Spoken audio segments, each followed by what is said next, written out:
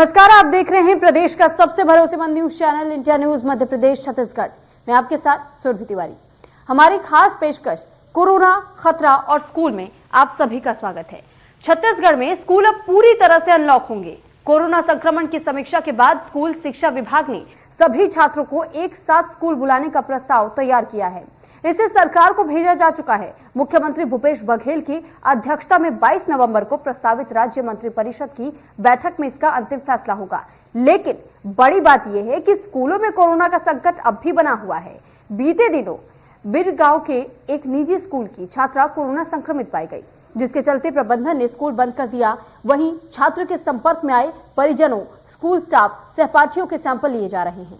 बात यहीं खत्म नहीं होती है। प्रदेश में भी कोरोना के केस एक बार फिर से बढ़ने लगे हैं।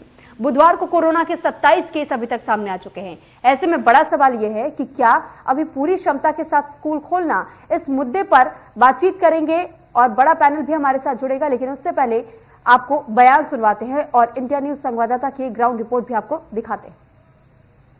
छत्तीसगढ़ सरकार 100% उपस्थिति के साथ स्कूल खोलने की तैयारी कर रही है।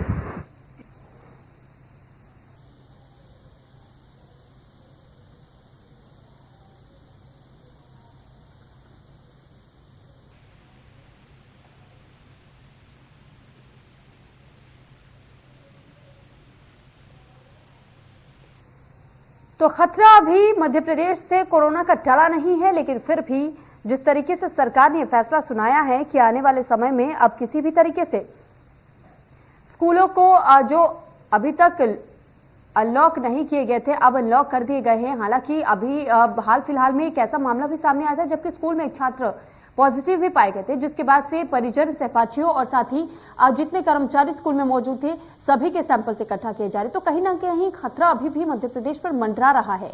और ऐसे में सबसे ज्यादा जो अहम सवाल खड़ा होता है वो ये है कि क्या ये जानबूझकर अगर इस तरीके के कदम उठाए जा रहे हैं, स्कूलों को पूरी तरीके से अनलॉक कर दिया जा रहा है, तो क्या ये जानबूझ करके किसी की जिंदगियों के साथ खिलवाड़ नहीं है? तो क्योंकि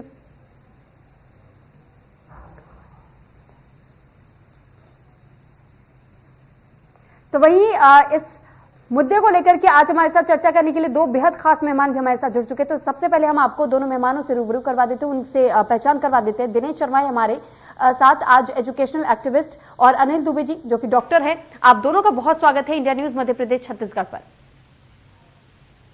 नमस्कार जी। दिनेश जी, सबसे पहला सवाल मेरा आपसे रहने वाला है, क्योंकि जिस तरीके से देखिए अभी कोरोना हालांकि पूरी तरीके से खत्म नहीं हुआ है, कोरोना के मामले भी लगातार सामने आ रहे हैं, लेकिन जो फैसला लिया गया है सरकार की तरफ से कि अब हर चीज को अनलॉक किया जा रहा है, जो कदम उठाया जा रहा है कि अब पूरी तरीके से यानी पूरी क्षमता के साथ स्कूल में अब बच्चे आ सकेंगे और छात्र अपनी पढ़ाई पूरी कर सकेंगे, क्या यह उचित कदम कहा जा सकता है इस वक्त में? नहीं, बिल्कुल नहीं। इंडिया न्यूज में लगातार ये डिबेट लगातार आप लोग चला रहे हैं। यह एक सराहनीय प्रयास है। आप लोग सरकार को जगाने का प्रयास कर रहे हैं।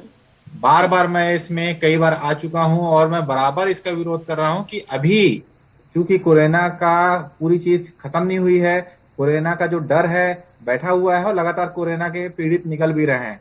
तो इस समय यदि स्कूलों पे यदि पूरी तरह से छूट दी जाएगी तो आप समझ सकते हैं कि निगरानी नहीं होती, वहां पे कोई देखने वाला नहीं होता। और बच्चे तो ऐसे हैं, बच्चों पे कितना कंट्रोल किया जाएगा। बच्चे टिफिन खाएंगे, एक दूसरे को छुएंगे, खेलेंगे, कहीं न कहीं टच में आएंगे। और मास्क और इस गाइडलाइन का पालन करवाना बच्चों से तो कठिन काम है। जब घर में माँ बाप, दादा दादी सब परिवार होने के बाद बच्चों से पालन नहीं करवा पाते, तो वहां तो एक टीचर जो कि दूसरे होते हैं, एक तरह से भले वो दिल से जुड़े होते हैं परंतु है तो कहीं ना कहीं दूसरे, और 60 बच्चों को एक टीचर, 80 बच्चों को एक टीचर बिल्कुल नहीं मैनेज कर पाएगा। ये इसके कारण आने वाले समय में, और बच्चों पे यदि कोरोना जैसे अभी आप बता रहे हैं कुछ स्कूलों में, निजी स्कूल में आ गया है और स्कूल को बंद करना पड़ा, अब सोचिए बाकी जो बच्चे उनके संपर्क में आएंगे तो कितना हाहाकार फिर से मच सकता है।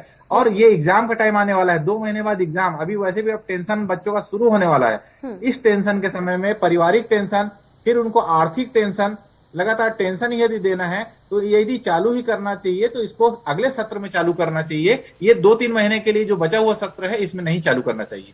ठीक है दिनेश जी, आपके पास लौटेंगे। हमारे साथ अनिल दुबे, डॉक्टर जी भी बने हुए हमारे साथ। अनिल दुबे जी, आपसे अब जानना चाहते हैं कि जिस तरीके से देखिए कोरोना के भी नए नए वेरिएंट्स भी अभी भी सामने आ रहे हैं, खतरा पूरी तरीके से टला नहीं है। दूसरी तरफ अगर मलेरिया की बात करें, डेंगू की बात करें, ऐसे में कोरोना के साथ साथ ये भी चल रहे हैं। तो क्या जो सरकार ने ये फैसला सुनाया है, क्या पूरी तरीके से अनलॉक कर दिया जाएगा, हर सिस्टम को खोल दिया जाएगा, स्कूलों को पूरी क्षमता के साथ खोल दिया जाएगा? स्कूल अगर पूरी क्षमता के साथ खोल दिए जाते हैं तो इससे कोरोना जिस कदर अभी भी बढ़ रहा है, ऐसे में बच्चों पर इसका खतरा कितना हद तक बढ़ सकता है, कितनी जल्दी बच्चे इसका शिकार हो सकते हैं? क्योंकि अभी कई बच्चों को तो वैक्सीन लगी भी नहीं है। देखिए, बच्चों को अभी वैक्सीन लगना इनफेक्ट शुरू हुआ भी नहीं है।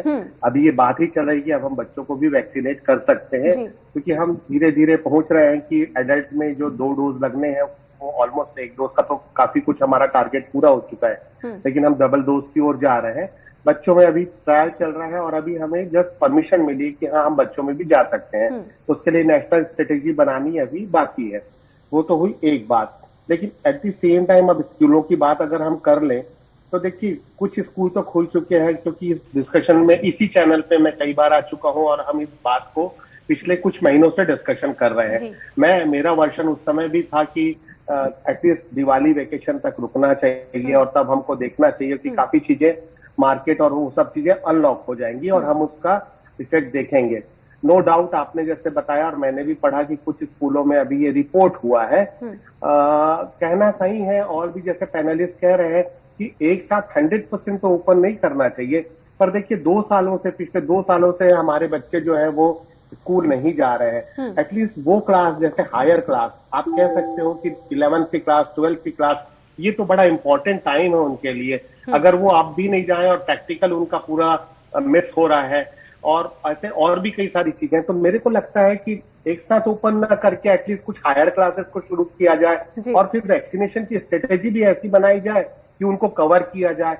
और एट द सेम टाइम हम जस्ट एक ट्रायल होगा हमारा, और as soon as we find that कि हमें कुछ ऐसा लगता है कि इन्फेक्शन हो रहा है, कुछ हो रहा है, तो हम फिर प्रिवेंटिव मेजर्स में या फिर हम कुछ ऐसा स्ट्रेटेजी बना सकते हैं कि हम, लेकिन अगर हम केवल एजम्पशन में पूरा बंद कर देंगे तो मुझे ऐसा उतना उचित नहीं लग रहा। फिर हम कब तक बंद करेंगे? या तो फिर हमारे पास ये क्लियर कट स्ट्रेटेजी हो कि भाई हम जनवरी से शुरू कर रहे हैं बच्चों में वैक्सीनेट करना और हम जुलाई के पहले ऑलमोस्ट 100% वैक्सीनेशन कर लें।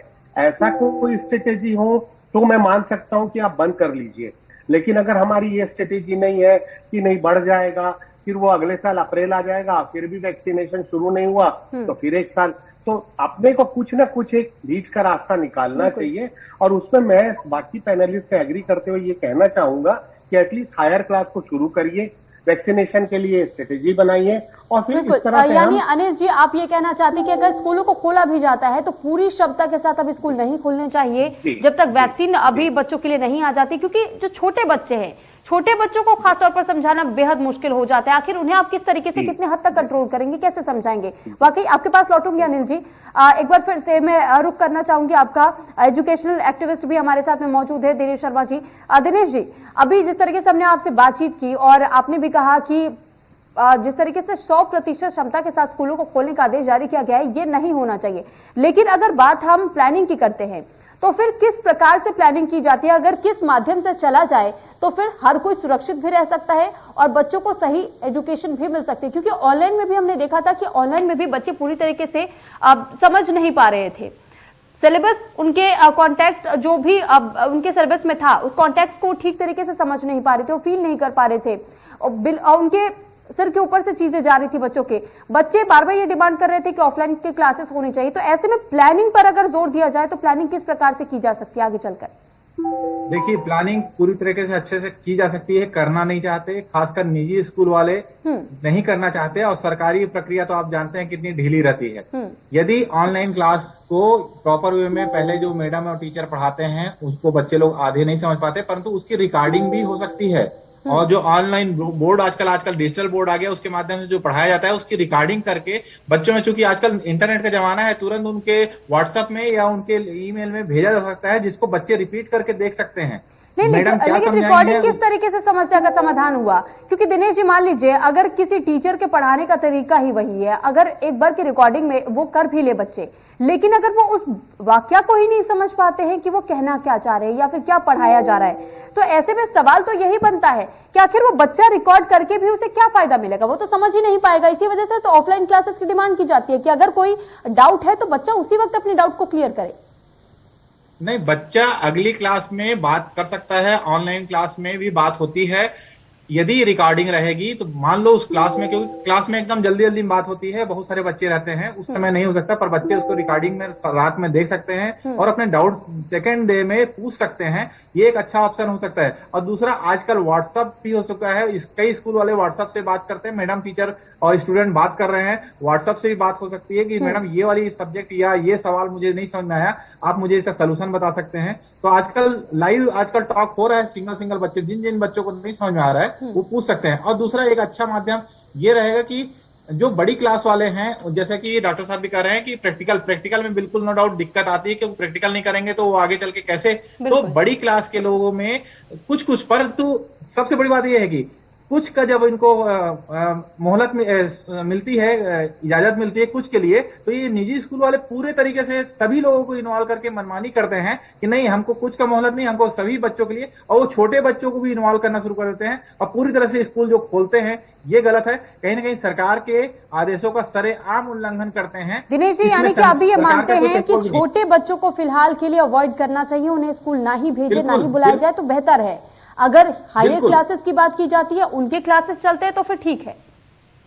बिल्कुल, छोटे बच्चों को, वैसे भी छोटे बच्चों को अभी आप समझ सकते हैं कि पहले तो ऑनलाइन क्लास में वो ढालने में उनको दिक्कत आई, अब चूंकि 1-1.5 साल में ढल गए हैं, अब उनको एग्जाम के टाइम में फिर से उनको ऑफलाइन, तो कहीं ना कहीं पढ़ाई डिस्टर्ब होती है। और ये एग्जाम का टाइम है, उनको फिर से ऑफलाइन में जाने में और फिर से सबसे मिलने जुलने में 1-2 महीना लग जाएगा, उस माहौल में ढलने में टाइम लगेगा और तब तक एग्जाम का टाइम आ जाएगा। तो छोटे बच्चों के दिमागी असर हो सकता है, बहुत सारी बातें आती हैं, और परीक्षा के टाइम पे किसी को टेंशन नहीं देना चाहिए। ठीक है डॉक्टर, एक बार फिर से आपके पास लौटेंगे। अनिल जी, वाकई जिस तरीके से अभी हमें दिनेश जी ने भी बताया कि जब परीक्षाओं का समय आता है, ऐसे में बच्चे पहले से ही मानसिक तनाव झेल रहे होते हैं, उन पे एक प्रेशर होता है कि हमें एग्जाम्स में बेटर परफॉर्म करना है। तो मानसिक तनाव की भी बात कोरोना से ही जुड़ी हुई होती है। बड़े बड़े अक्सर हमने देखा है कि जब वो कोरोना से संक्रमित हो जाते हैं, डिप्रेशन का शिकार हो जाते हैं। ऐसे में अगर मान लीजिए कि स्कूलों को पूरी तरीके से खोल दिया जाए, छोटे बच्चों को समझाना बहुत मुश्किल हो जाता है, लेकिन किसी भी श्रेणी के बच्चे जो होते हैं, किसी भी क्लास के बच्चे जो होते हैं, अगर किसी में इस तरीके का संक्रमण फैलता है, उनका मानसिक स्तर क्या होगा, मानसिक लेवल क्या होगा, वो भी परेशान होंगे, डिप्रेशन का शिकार होंगे। ऐसे में बच्चे पढ़ाई पे वैसे भी ध्यान नहीं दे पाएंगे।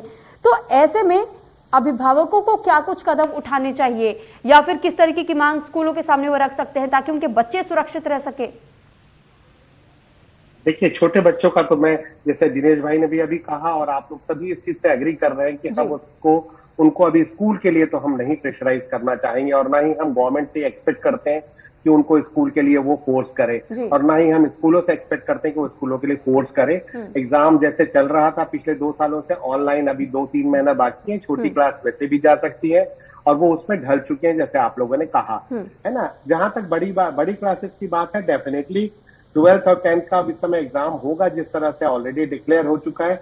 सिमिलरली मुझे लगता है 8th क्लास ऑनवर्ड भी ऑफलाइन करना चाहिए, क्योंकि उनको आगे की क्लास में जाना है और उनको फिर से एग्जाम्स फेस करने हैं, कॉम्पिटिटिव एग्जाम्स फेस करने हैं, प्रैक्टिकल जान करने हैं, तो उनको बिल्कुल वहां जाना चाहिए। और उसके लिए पेरेंट्स को वो सारी, और स्कूलों को भी वो सारी हिदायतें का पालन करना चाहिए कि जैसे मास्क है सॉरी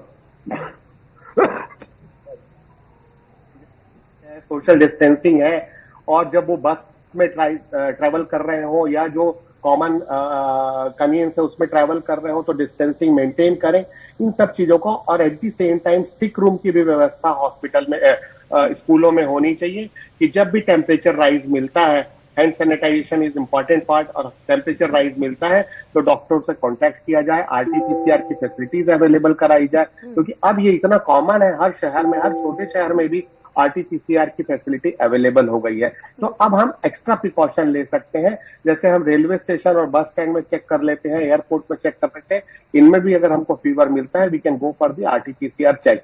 तो ये सारी चीजें हैं। एट द सेम टाइम मैं चाहूंगा आपके माध्यम से इस बात को लेकिन डॉक्टर ऐसे में उन वैक्सीनेशन पेशेंट्स की पहचान कैसे की जा सकती है, उन संक्रमित बच्चों की पहचान या फिर संक्रमित टीचर्स की पहचान कैसे की जा सकती है जिनमें यह कहा जाता है कि कई लोगों में कोरोना का पता तक नहीं चलता लेकिन वो कोरोना से संक्रमित होते हैं जो कि एसिम्प्टोमेटिक होते हैं?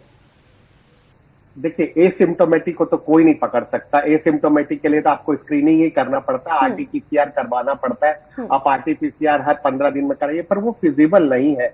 मुझे नहीं लगता कि आरटीपीसीआर, क्योंकि अब देखिए, अब जबकि हम 1 या 2 डोज से वैक्सीनेट हो चुके हैं तो अब हमें सिम्टम्स नहीं आएगा, बट हम कैरियर हो सकते हैं। मतलब मैं 2 डोज से वैक्सीनेटेड हूँ, मेरे थ्रोट में शायद कोरोना हो और वो एसिम्प्टोमेटिक हो क्योंकि मेरी बॉडी में एंटीबॉडीज हैं। तो अब वो चीज नहीं पता चल पाएगी।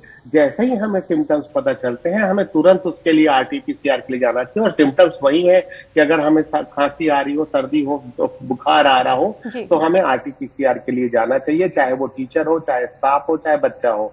और जैसे ही अगर आरटीपीसीआर पॉजिटिव आता है तो फिर हमें पूरे उस क्लोन का कहना चाहिए, उस क्लास का और उनसे कॉन्टेक्ट वालों को ट्रेसिंग कर चाहिए और इस तरह से हम पता कर सकते हैं। और एट द सेम टाइम मैं जो बोलना चाह रहा हूं कि वैक्सीनेशन की स्ट्रेटेजी नेशनल लेवल पे बनानी चाहिए बच्चों के लिए। तभी वो जो आप बात कर रहे हैं ना कि हम स्कूल नहीं भेजेंगे, वो तभी शुरू होगा जब वैक्सीनेशन पूरा होगा, तभी तो हम उनको अलाउ करेंगे। अदरवाइज ये अजम्पशन में तो सालों साल चलता चला जाएगा।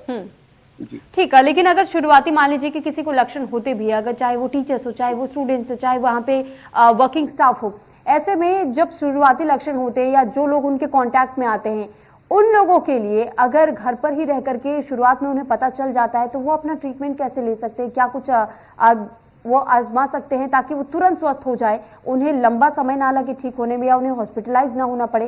क्योंकि आप डॉक्टर हैं इसलिए ये सवाल आपसे ही हम करना चाहेंगे। जी, तो डॉक्टर हूँ इसलिए पहली लाइन तो यही बोलना चाहूंगा कि आजमाने का कोई काम नहीं करना चाहिए।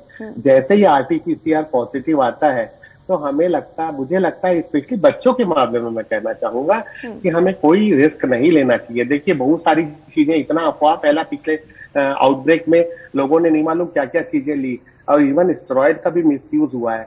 मैं हाथ जोड़ के विनती करना चाहूंगा सारे ऑडियंस से कि बच्चों में कोई घर का नुस्खा ना अपनाए। जैसे ही आरटीपीसीआर पॉजिटिव आता है हमें एक एप्रोप्रिएट डॉक्टर से कंसल्ट करके और उसका तुरंत इलाज करना चाहिए। मैं ये जरूर बोल सकता हूँ और एश्योर कर सकता हूँ सारे श्रोताओं को कि बच्चों में ये जानलेवा नहीं होगा, क्योंकि बच्चों में इसमें क्रॉस इम्यूनिटी होती है। ठीक अनिल जी, ठीक अनिल जी, आपके पास लौटूंगी, दिनेश जी के पास भी चल रहा है, लेकिन इससे पहले हम चर्चा में आगे बढ़े। हमारे संवाददाता की एक ग्राउंड रिपोर्ट है, पहले वो देख लेते हैं। छत्तीसगढ़ सरकार 100% उपस्थिति के साथ स्कूल खोलने की तैयारी कर रही है, जबकि अभी बच्चों के वैक्सीनेशन शुरू नहीं हुआ है क्योंकि वैक्सीन नहीं आई है। तो कहीं ऐसा ना हो कि ये जो निर्णय है छत्तीसगढ़ सरकार का वह भारी पड़ जाए, क्योंकि जिस तरीके से बीरगांव में एक 10वीं कक्षा की बालिका संक्रमित पाई गई है, वहीं अभी एक बालिका और संक्रमित एक अन्य स्कूल में पाई गई। इस तरीके से स्कूलों में अब कोरोना फैलने लगा है, तो एक से दूसरा, दूसरे को तीसरा, तीसरे से चौथा, इस तरीके से आप देख सकते हैं कि किस तरीके से कोरोना एक दूसरे को संक्रमित करता जा रहा है, उन्हें अपनी चपेट में लेता जा रहा है। हम यहाँ पे जो पीजी उमाठी स्कूल है वहां पर उपस्थित है, जहां पर बालिकाएं सोशल डिस्टेंसिंग का पालन करती नजर आ रही हैं। देख सकते हैं कि सभी के चेहरे पे मास्क है, सोशल डिस्टेंसिंग का पालन किया जा रहा है। लेकिन जब बात आएगी 100% उपस्थिति की बच्चों की, तो कहीं ना कहीं यहाँ पर क्लास पूरी तरह भरी नजर आएगी। तो यहाँ पर टोटल 53 बच्चे क्लास में हैं, लेकिन अभी हम बात करेंगे कि यहाँ पर 37 बच्चे ही उपस्थित हैं और कुछ बच्चों को अल्टरनेट डे पे 50% उपस्थिति के साथ बुलाया जा रहा है। तो अभी तो व्यवस्था ठीक है, लेकिन जब बात होगी 100% उपस्थिति की तो कहीं ना कहीं ये दिक्कत वाली बात हो सकती है। हम इस बच्ची से बात करना चाहेंगे, बेटा आपकी क्लास पूरी तरह भरी होगी तो कैसे अपने आप को बचा पाएंगे आप कोरोना से? हम सैनिटाइजर करते रहेंगे, मास्क लगाएंगे और कोरोना वायरस से बचने के लिए डिस्टेंस का पालन करेंगे। तो भूपेश अंकल जो निर्णय ले रहे हैं कि 100% उपस्थिति होनी चाहिए, क्या मानती हैं आप, सही है कि गलत? सही भी है, क्योंकि हमें ऑनलाइन पेपर नहीं दे तो मैडम से बात करना चाहिए, क्योंकि कहीं ना कहीं स्टाफ भी जुड़ा होता है। मैडम, अभी चूंकि बच्चों को वैक्सीन नहीं आया है, बच्चे भी वैक्सीन नहीं होने के कारण सुरक्षित नहीं है, तो जो 100% उपस्थिति का निर्णय सरकार ले रही, कोई ऐसा तो नहीं कि जल्दबाजी है, क्योंकि कहीं ना कहीं आपका परिवार भी जुड़ा हुआ है यहाँ।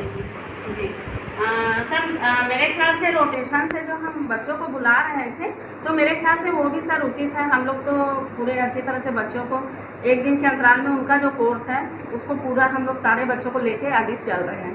सर एकदम से भीड़ इकट्ठा होने से पूरे क्लास में सारे बच्चे एक साथ डिस्टेंस करना मुश्किल हो जाएगा।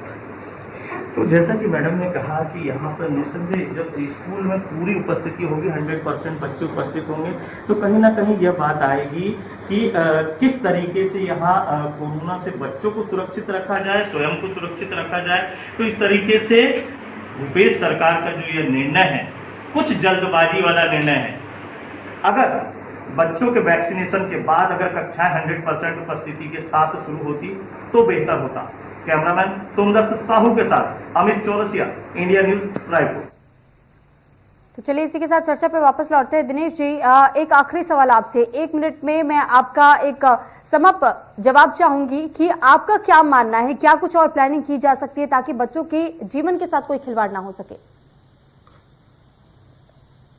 का यदि हो सकता है तो पहले तो बेटर वो रहेगा, नहीं तो कम से कम स्कूल में हर चीज की सुविधा होना चाहिए, मास्क भी स्कूल में अवेलेबल होना चाहिए, सैनिटाइजर होना चाहिए। और बाकी बच्चों के लिए तो स्कूल खोलना एक गलत है, मैं यही मानूंगा। स्कूल अभी नहीं खोला जाए। और सबसे बड़ी बात, एक चीज और बोलना चाहूंगा क्योंकि सभी लोग इससे पीड़ित हैं। अभी जो स्कूल खोला जा रहा है, अभी कोरोना से लगभग आर्थिक स्थिति सभी की डामाडोल है। इसके बाद अभी कोरोना के बाद अभी जो स्कूल खोलने की स्थिति आ रही है, इसमें खर्चे हो रहे हैं, ड्रेस खरीदना पड़ रहा है बच्चों की, और स्कूल के बसों की फीस रेट या ऑटो के रेट बढ़ चुके हैं पेट्रोल की वजह से।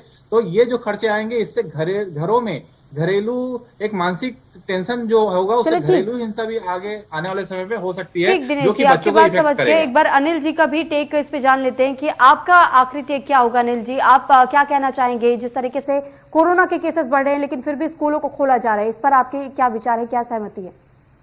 जी, पूरी तरह से 100% खोलने से पहले टाइम बाउंड स्ट्रेटेजी होनी चाहिए। 100% इम्यूनाइजेशन ऑफ द चिल्ड्रंस, सारे बच्चे इम्यूनाइज हो जाना चाहिए। और हायर क्लास को बिल्कुल सारे प्रिकॉशंस के साथ जरूर खोलना चाहिए, क्योंकि उन बच्चों का उनके भविष्य में स्कूल का बहुत बड़ा योगदान है। तो वो सारे प्रिकॉशन के साथ जरूर जाएं।